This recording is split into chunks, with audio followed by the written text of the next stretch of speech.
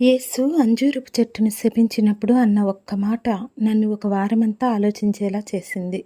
నా విశ్వాసంలో క్రొత్త దారి చూపించింది. ఆయన అంటాడు, ఎవడైనాను ఈ కొండను చూచి నీవు ఎత్తబడి సముద్రంలో పడవేయబడుమని చెప్పి తన మనస్సులో సందేహింపక.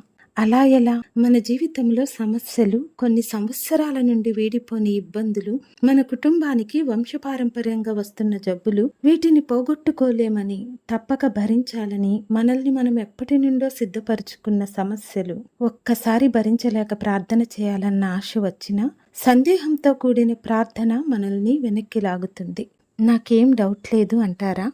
అనుకున్నా అలాగే అంటారని. మనకి డౌట్ ఉండదు, లాజికల్గా, ఇంకా చెప్పాలంటే ప్రాక్టికల్గా ఆలోచిస్తాం కదా.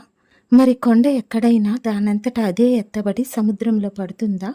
ఇంతకంటే ఇల్లాజికల్, ఇంప్రాక్టికల్, అన్రీజనబుల్ అంటే అసాధ్యమైన విషయం ఎక్కడైనా ఉందా? మరి యేసయ్య దానినే ఎగ్జాంపుల్గా తీసుకుంటున్నాడు.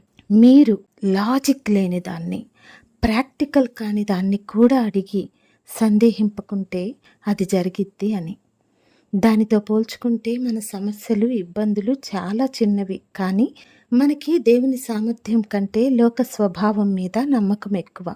దానిని వదిలేద్దాం. సాధ్యమైనంత ఎక్కువగా దేవుని సామర్థ్యాన్ని, సార్వభౌమాధికారాన్ని నమ్మి జీవితాల్ని బాగు చేసుకుందాం. అట్టి కృప ప్రభు మీకు అనుగ్రహించునుగాక.